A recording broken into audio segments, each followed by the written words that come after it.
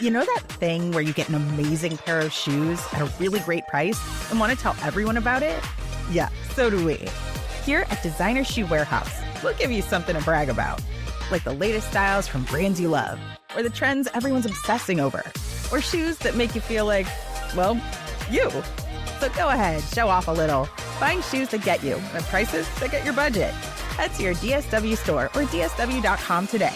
DSW, let us surprise you. Hello, everyone, and welcome to Fresh Take from What Fresh Hell, Laughing in the Face of Motherhood. This is Margaret. And this is Amy, and today we're talking to Dr. Dana Dorfman. She's a New York City-based psychotherapist with 30 years experience treating adolescents and parents in her private practice, in schools, and agency settings. She is the author of the new book, When Worry Works, How to Harness Your Parenting Stress and Guide Your Teen to Success. Welcome, Dr. Dana. Thank you. It's a pleasure to be here. Dr. Dana, I feel like anxiety is maybe the biggest topic we hear about from moms on our Facebook group. It is this kind of undercurrent of worry. In this book, you're talking about our kids' anxiety and our own anxiety, but you kind of start with the famous metaphor, put your oxygen mask on first, that we have to address our own anxiety to be able to help our kids. Is that right as a starting thesis statement? That is absolutely right. And I want to be clear that this is not a pathologizing or maligning of anxiety, that we all have anxiety. We all need anxiety to survive. It's an integral part of being human. And so by identifying our anxiety, it is not necessarily connoting wrong or like this is what I am doing wrong or this is how I'm screwing up. It's just that we all have it.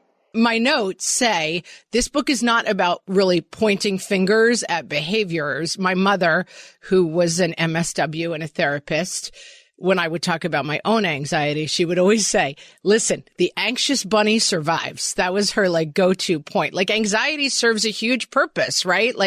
The bunny is always like, who's about to eat me? Who's about to eat me? But that's the bunny who makes it. And so I think it's really important and a point that maybe doesn't get made enough that anxiety is useful. It's not just something to be eliminated.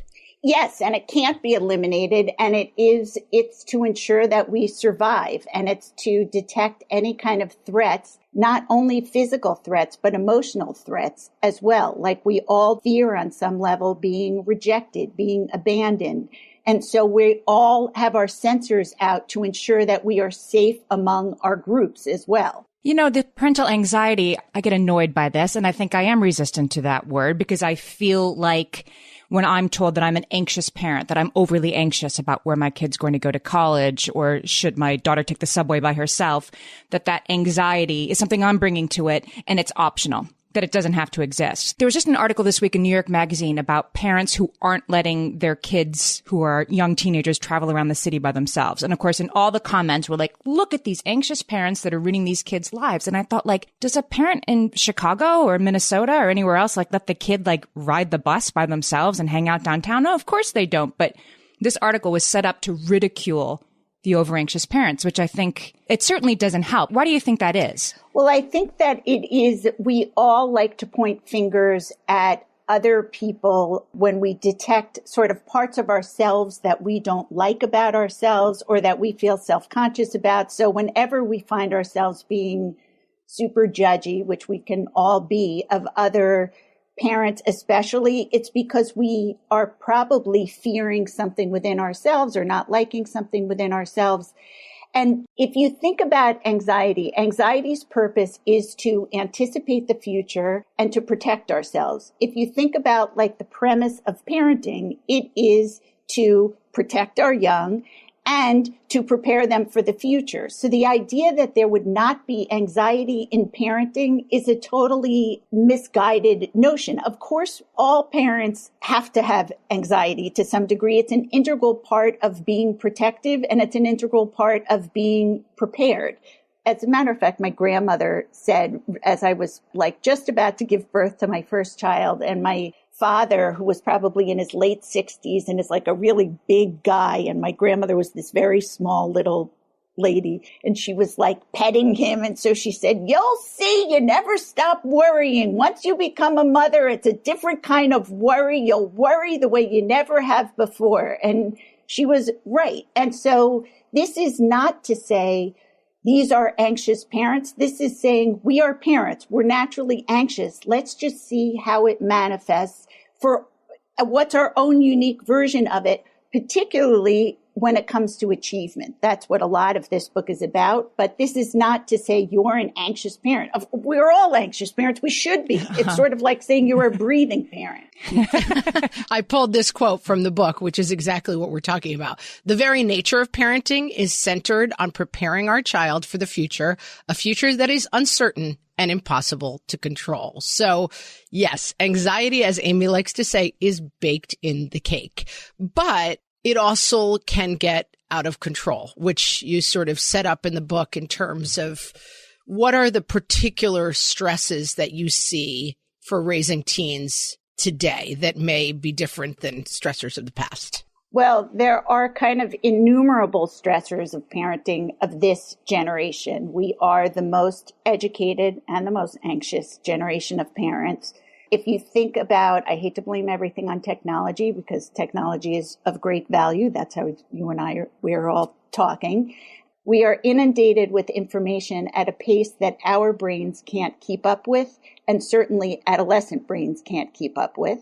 And part of what the information that we are inundated with is some pretty scary stuff. Even all of the statistics about anxiety in teens, that's pretty anxiety producing. Gun violence, that there are social and political stressors. There's climate stress. There is certainly political stress. I mean, the list goes on and on. And because we have access to all of this information and all of the potentials that could happen, it's pretty anxiety producing.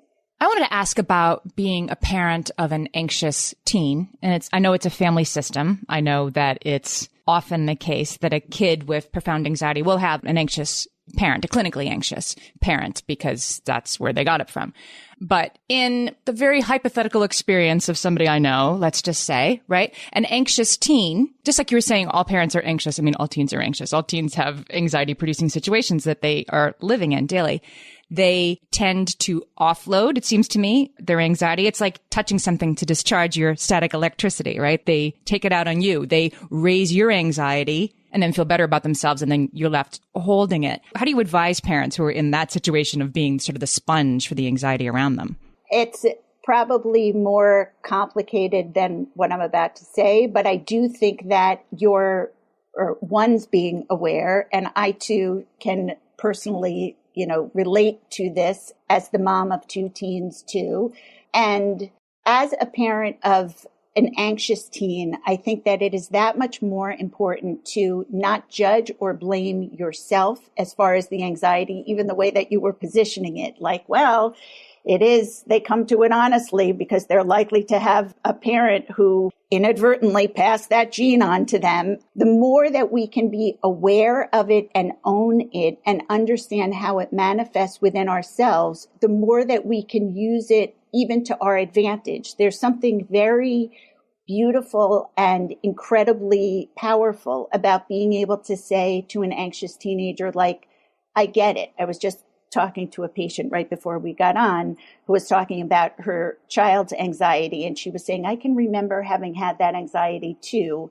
And she told that to her son, and her son said, yeah, but mine is worse. Like, you don't get it. And I'm sure it was unimaginable that his very capable mother could have ever felt as anxious and scared as he was feeling in that moment. And I think that we want to say, like, I get my version of that.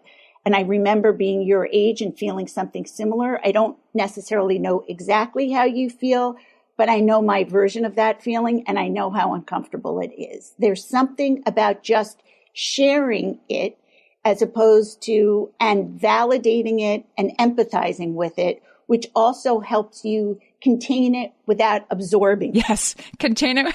Yes. Contain without absorb. I just saw Amy's eyes light up. Oh, that's a good one. Let's talk about that a little bit more. Yeah. It's a skill, and I can't say that I always do it, but the more that I am aware of it, even in the moments. Like I know what my body feels like when I start to get anxious. And so as I'm talking to my kids and I see, I feel it in my chest and I get this feeling in my stomach and I know like, okay, Dan, I just like take a step back. That doesn't necessarily mean like you need to do anything magnificent, but just even being aware, like my anxiety is being ignited in this moment. And so I wanted to, which is doing it for self-protective purposes. It's not doing it because I'm, a terrible mom or anything, or an over anxious mom that New York Magazine is going to write about, but that I'm just being like self-protective and trying to survive in this moment. And I love my kid and I want to protect them from feeling pain. And so like just kind of knowing, like kind of giving yourself a little bit of a soothing gesture, intellectual gesture or actual physical gesture can then sort of help us be that much more soothing and helpful and containing to our teen without absorbing it again. That seems to be the key for us. We're talking to Dr. Dana Dorfman, and she is the author of When Worry Works, How to Harness Your Parenting Stress and Guide Your Teens to Success. And we'll be right back.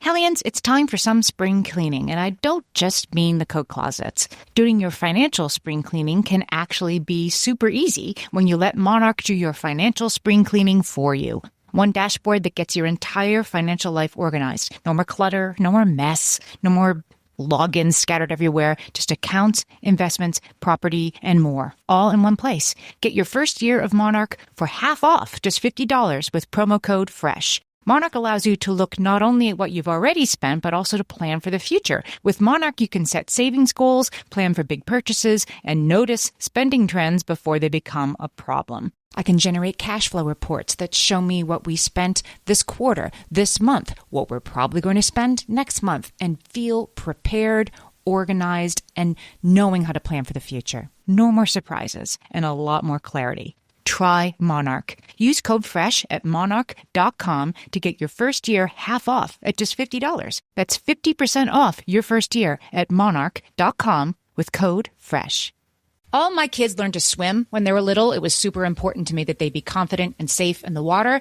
There was only one problem with that: taking them to swim lessons. I mean, the pools were freezing. There were always cranky adults doing laps right there. And it was definitely not, for any of us, what you would call fun. Amy, heard. But now there's Goldfish Swim School. Goldfish takes a really thoughtful approach to swim lessons, combining research-based teaching with a warm, kid-friendly environment that actually helps kids thrive in the water. Every detail at Goldfish is thoughtfully designed to create a golden experience, from shiver-free, warm indoor pools to comfy waiting areas for parents to professionally trained lifeguards on deck. Goldfish uses an approach called the science of swim play, which combines guided play with proven teaching techniques to help kids learn to swim, build water safety skills, and gain confidence, all at their own pace.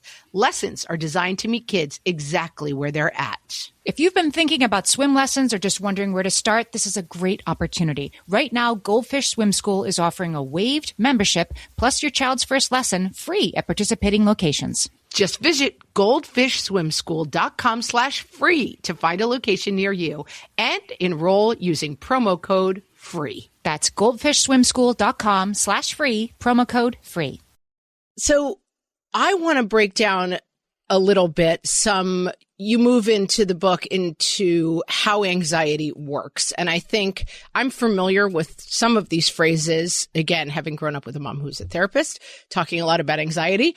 But the way that anxiety functions through a lot of these terms, I thought we'd go through a couple of them because they're kind of revelatory if you haven't heard them before. So let's start by talking about black and white thinking and how that manifests and what role that plays in anxiety. So a lot of times when we are anxious, it informs the way that we think. It's sort of like you're putting on a pair of glasses and that you're seeing things through a very specific kind of lens. And we call them cognitive distortions, sort of all of these different ways that just sounds much fancier than like we think in different ways when we are anxious and we focus on different things when we are anxious.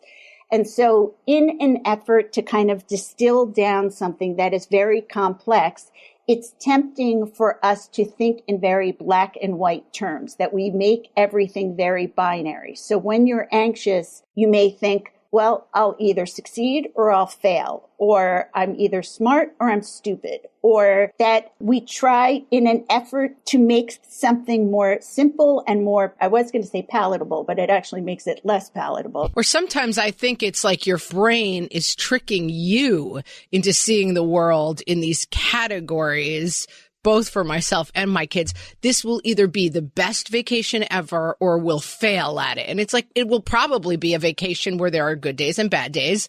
Some people will love it. Some people might not like it. It will be a lot of different things, but it will not be the greatest vacation we've ever had or proof that I'm a bad mom. You know, like those are the categories that it goes into. Absolutely. And if one of your kids is crying because they, wanted to stay in the pool, I guess if it's a younger kid, and you're saying, no, you have to come out for dinner, and they've cried and then ruined the meal for the rest of the family, well, he just ruined the whole vacation. Like, this is a bad vacation. That we have such an intolerance for the nuances and complexities of our daily lives. Even the fact that a vacation, I never get how people say, I guess I'm never somebody who says like, that was a great vacation, because I feel like, yeah, there were parts of it that were totally annoying. I had to wait online and, I couldn't find my passport. And there were other parts that were so cool and exciting. But like throughout the day, even, don't we have like parts of the day that totally are lame, and then parts of the day that are bland, and then parts of it, like, in order to simplify something or just to even make it more, and granted, nobody wants to hear like, well, there were parts of it that I enjoyed and there were parts of it that I didn't enjoy. It's just like, yeah. How was your vacation? Like all days. Yes. Yes. It had good and bad. This leads us to catastrophizing, which I've always found to be sort of contradictory, because why would somebody who is anxious and worried something bad is going to happen constantly lead towards the certainty that now something bad will definitely happen? Why does anxiety catastrophize? It's another protective mechanism. If you can go to the most extreme example, we fool ourselves into thinking that then we'll be prepared for it, that at least we won't be caught off guard. We don't like uncertainty. We don't like to be ill prepared for something. And so if we can go to the most extreme, most catastrophic possibility, then we feel as if we've at least begun to prepare ourselves, that we could start to get our ducks in a row. As a matter of fact, I don't think my daughter will mind my saying this. She's in college. She has been sick for a week or so. She finally agreed to go to the health center. And she has had a bad cold, but she said that her ears have been hurting and now her neck hurts, and that I think because everything is so inflamed. And so she said, I'm pretty sure I have MS. And of course, the person at the urgent care that she had gone to told her that she shouldn't be a psychology major and that she thinks too much, because she said to the person, like, whatever. Of course, they weren't compassionate the way that she had hoped. And that is terribly scary. She said it somewhat facetiously, but I think, we can relate to that feeling. We have a headache. We think that we have a brain tumor. Oh my God, we better get our will in order, as morbid as that sounds. And also, I think the dominoes are going to fall, that my kid didn't do his homework. I got an email. This is the sign that everything goes wrong in his life, right? Like, this is step one of everything turning terrible. Yes. And I think that it's one thing, the maybe hypochondria and stuff, but I tend to do it in terms of like, this one thing is step one on the slippery slope that certainly ends in me not having a job, whatever it is, and that it's the dominoes fall in your mind. My husband always says to me, you really like to worry about every aspect that could happen, don't you? I'm like, yeah, I get it out of the way that way. Nothing's going to surprise me. Nothing's going to sneak up on me. I've got it all worried out in advance. Yes. Can I ask a follow-up question to that? So we are supposed to do the worrying for our teens to some extent, right? Teens have a greater appetite for risk than we do as their parents. We want to keep them safe. How do you suggest to parents that they kind of, like, I don't let right now my 15-year-old daughter ride the subway by herself. I might be comfortable with that in 6 months or a year, but not right now. If she had to, she could. I'd rather she didn't. How do you sort of assess something like that as an example in your head about this is catastrophizing, this is overthinking it, or this seems like a reasonable thing for this child at this stage? How do you sort of clock that for yourself? I think it is very hard, and a lot of it is contingent upon that kid. And it may even be that if that's something that you're working toward, that even it might not be as binary as like they can or they can't. It may be that if especially if she is even asking or would like to be able to acquire this skill, it may be that you might even collaboratively problem solve with her. Like, I don't feel quite comfortable with that because I don't trust I don't trust the world enough right now. And so, but I understand that this is a step that you would like to take. Like, I wonder if there are some intermediate steps that we could even do together that would sort of help us that you be able to do what it is that you want to be able to do and would indicate your independence. In fact, we had even done it with my daughter, who is now in college, but the first time, my husband rode it with her, then because she ended up taking the subway to school, like across boroughs. And then and even sort of as they were riding together, they sort of reviewed the different, the lines that she was taking. What would she do if this particular line was not working? What would she do? And he could even sort of walk her through, like, he has a lot of specifics about how he rides the subway. So he even said, like, I always ride the middle car. For some reason, he never runs for the subway. He's always very punctual. Like, I'm the type who's like sweating and dragging things and like squeezing in at the last minute, which he thinks is utterly unsafe, which is why he did the subway with her. But so he even said, like, don't run for the subway. It's not worth it, whatever. So like just even walking her through, they did that a couple of times. Then he even like rode in a different car from her. I'm sure it was still in the middle, but like, and then whatever, and sort of slowly working toward it. And she actually very functionally took the subway and in fact goes to school now, was insistent on going to school in a city and sort of prides herself on being able to navigate in any city. It's a great skill to have. Yeah. That's a case where the kid is more ready for something than the parent, right? And then what would happen in a case where the kid really doesn't want to do something, doesn't want to learn to drive? I'm afraid. I don't want to do it. And you want the kid to be able to learn to drive so he can take himself to lacrosse practice. Right. What if the situation is reversed and you're more ready for the kid than the kid is to do something new? I think it is very helpful to sort of meet a kid where they are. I think that a lot of times we almost like prioritize in some way convincing our kids rather than connecting with our kids. Like the idea of being anxious about doing something new or being in charge of heavy machinery when you have, like, I have a terrible sense of direction and I grew up in the suburbs and I was terrified of driving and didn't get my license until an embarrassingly late age.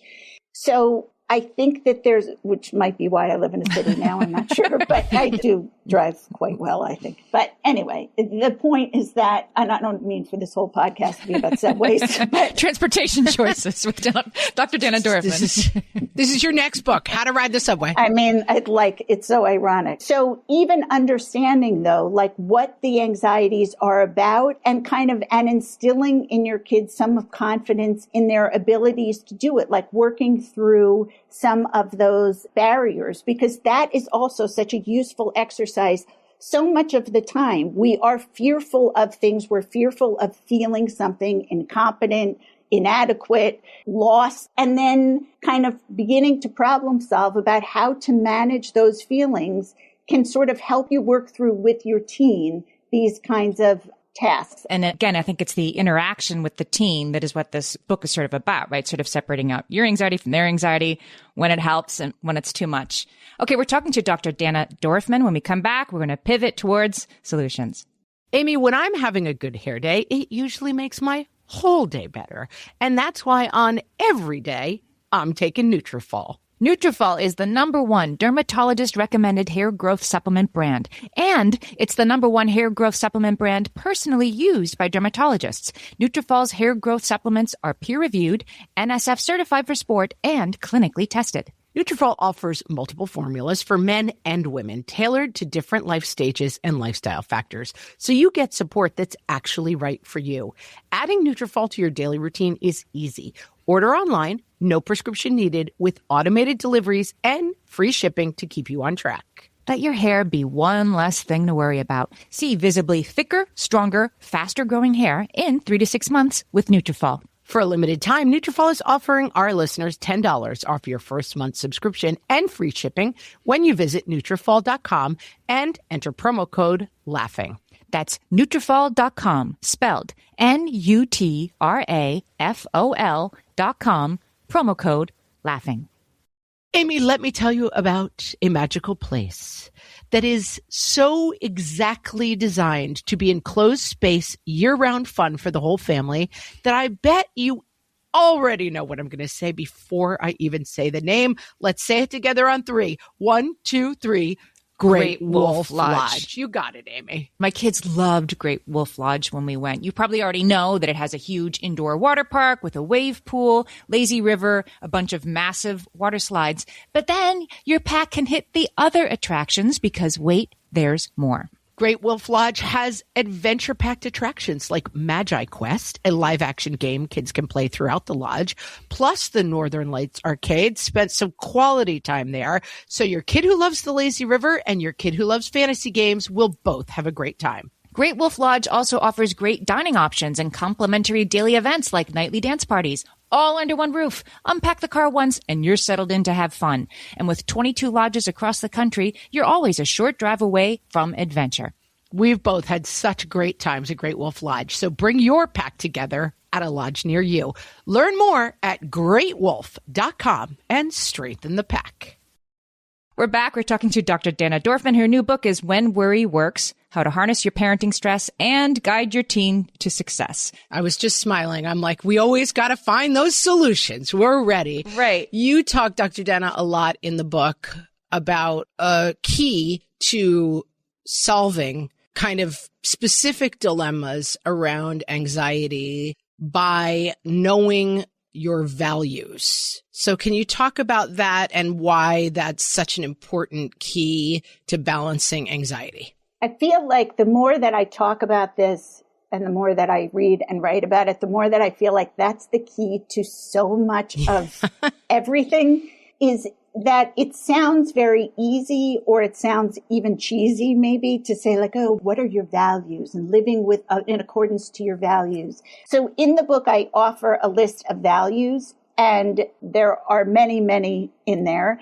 And I think that it is very helpful to identify like 3 or 4 that are so fundamental and important to you, sort of how it is that you want to live your life, not how you think you should live your life or what the right way to do it is, but really, really in the depths of your soul, or as my grandmother would say, my kishkas, like, like what is it that like you really, really believe in, and what is it that is most important to you to guide you and to you as a person and to you in the way that you behave.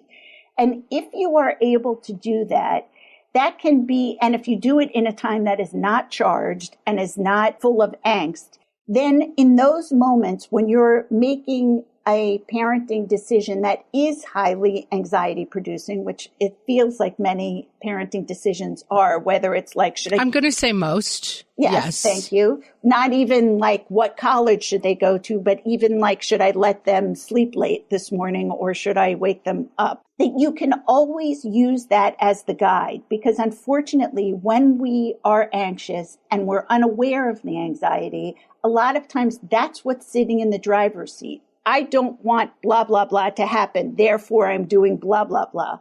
That is, I don't want them to grow up to be a sociopath. So that's why I'm going to really hit home how bad lying is. Or, you know, like that it's, I don't know if that's the best example, but those are fear-based kinds of interventions or behaviors.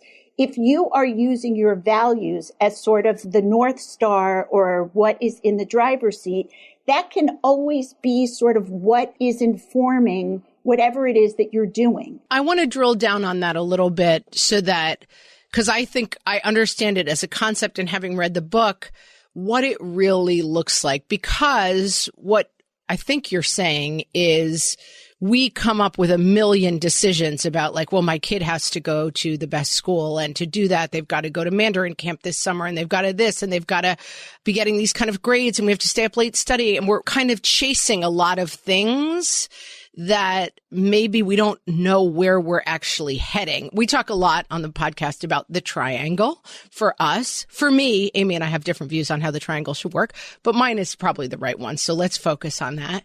I always say the top of the triangle, because to me, there's the less room at the top of the triangle. That's where you have to say happy children, connected family, successful children to some degree, like whatever is successful, and think about what that looks like.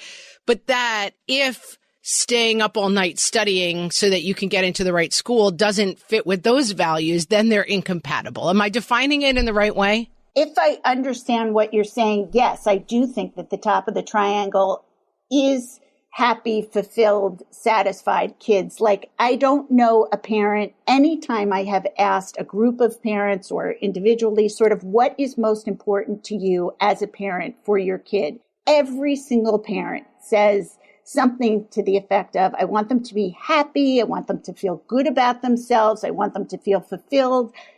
Oftentimes it's some version of, I want them to be self-sufficient or something like that. And if that is what is most important, then I think even when we are stressing about what college they're going to get into, I think that it's worth our even taking a step back to even say, like, so if they go to, I'm going to use two school, Emory versus Harvard, will one of them make them ultimately more happy, or where would they be most happy? Or what makes, and that doesn't mean in every moment your kid has to feel happy, but it does mean tuning into who your kid is, what your kid needs from you, like sort of staying where they are and staying connected to them, as opposed to future tripping and trying to coerce them into something because you have some sort of idea. And I feel very soapboxy because this is always what like gets me, and I think was certainly the informant of my book and my own experience and my experience with other parents. Once you become so future trippy, you really do miss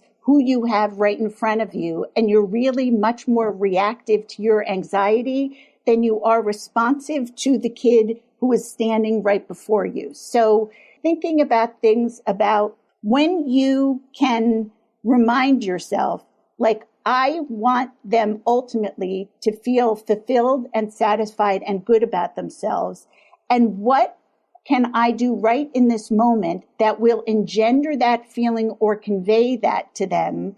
Then that would be most beneficial. I could actually give you an example. But is that a value? Like, it seems to me like I want my kids to be happy, that's where you're getting, again, into problematic thinking. That's not really a value, right? A value is acceptance. A value is connection. I mean, I'm not sure, like, I want them to have something that I can't ensure the outcome of. That's how you get back into anxiety-driven parenting. I agree. So, like, here's an example, and I probably should refine what the value is. But I do think that there are many values that contribute to this top of the triangle, this happy, fulfilled, satisfied, self-sufficient, things like that. So I agree that being happy is not a value. I do think that if you drill down into what it is that you think leads to a meaningful life and what values contribute to a meaningful life, that will help you be able to make those decisions. I keep making the triangle with my fingers in those moments.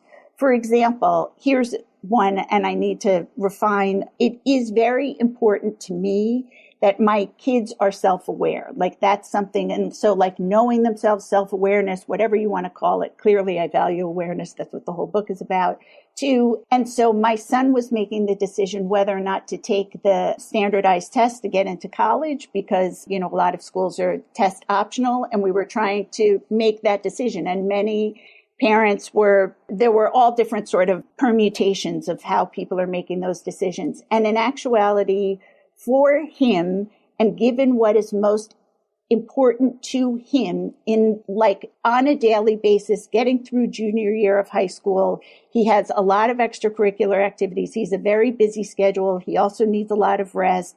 He is very devoted to his classes. He's not somebody who enjoys standardized who does? Test taking. Really? I don't know that many people who are. And it would require so much extra sort of preparation and things like that. His schedule is already extremely full. like, what message are we saying? Like, so let's encourage you to spend an extra 5 to 6 hours or more a week and all of the stress that accompanies that to possibly get a score that would then be, that you will possibly include in that would make some kind of a difference. What's most important, he knows himself well. He knows sort of, and so rather than deciding like, oh, he's taking the easy way out, which is not how we interpreted it, though I trust that many people will hear this and think that she let him off the hook or whatever. But we were very clear with him. What's most important to us is that you feel like, that you know yourself, that you know sort of what feels right to you.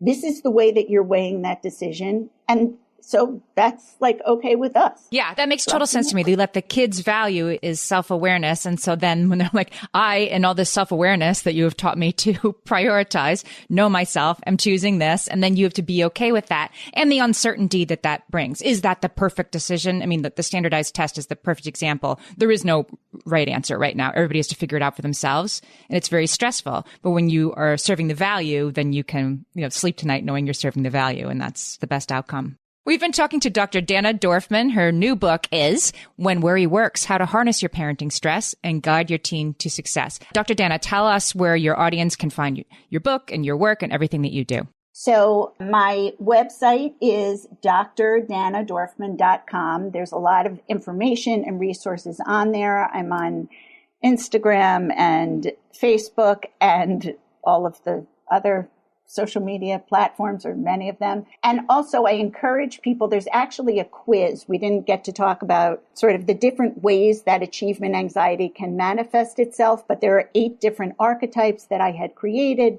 And so you can also go on my website and take the quiz, which is actually kind of fun, and then be able to see if there are ways that you can harness your anxiety and use it to your advantage, or sort of recognize the ways that it may be getting in your way. I took the quiz. I'm the clairvoyant, so definitely clairvoyant. Yes. And does that match? Does that track for you? As the kids say, that tracks. Tracks, right. So you could go on and take the quiz, and we will link to that site, and you can find all of Dr. Dana's work. And thank you so much for talking to us today. Thank you so much. I value your work, so thank you.